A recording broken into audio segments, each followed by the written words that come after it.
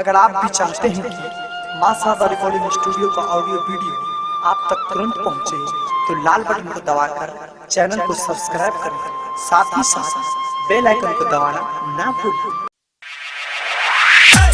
भैया बम बोल बम, भौजी बम बोल बम, काका बम बोल बम, काकी बम बोल बम, बाबा बम बोल बम, भैया बम बोल बम, हरा हरा बम बम, हरा हरा बम बम, बोल बम बोल बम, बोल बम बोल बम, हरा हरा बम बम। भांगे का डोजेल रूसल छै, गाजा के डोजेल रूसल छै, भांगे का डोजेल रूसल छै, गाजा के डोजेल रूसल छै।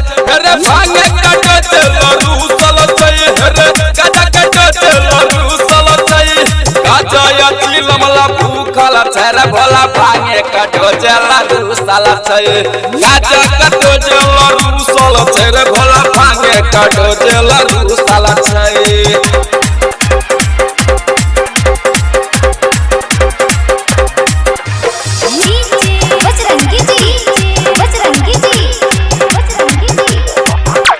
गौरी सा बाबा के पटरी ने बैठे, पटरी ने बैठे रे पटरी ने बैठे।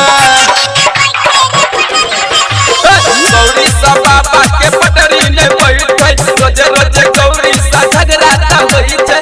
ओहिला बाबा त महतल छै रे, ओहिला बाबा त महतल छै, भजाय चिलमला भूखल छै, रे भोला भांगे का डोजेल रूसल छै, गाजा के डोजेल रूसल छै, रे भोला भांगे का डोजेल रूसल छै।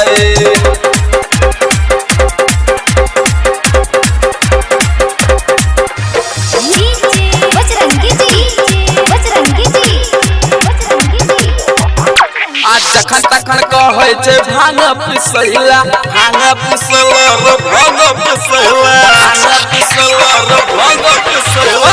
जखन तखन कहै छै भांग पिसैला, गौरी का गुस्सा चढ़े ओही घिसैला। चंचल सकरी माथा पीटै छै रे, चंचल सकरी माथा पीटै छै, आकड़ तुरल रूसल छै, रे भोला गाजा के डोजेल रूसल छै, भांगे का डोजेल रूसल छै, रे भोला गाजा के डोजेल रूसल छै।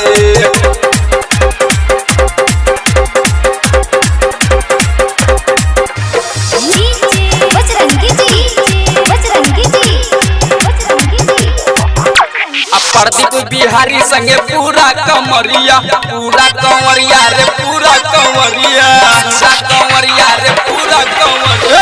प्रदीप बिहारी संगे पूरा कंवरिया, सुल्तानगंज से चले देवघर नगरिया।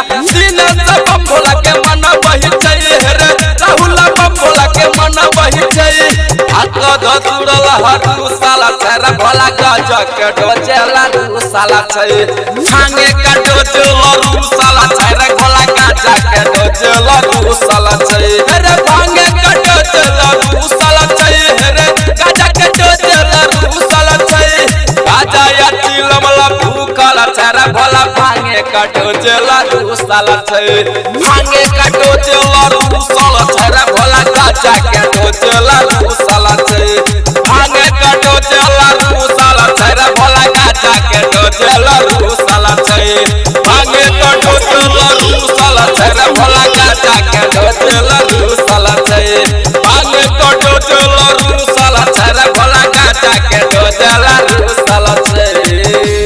मां शारदा रिकॉर्डिंग स्टूडियो, लक्ष्मीपुर चौक, मधेपुर।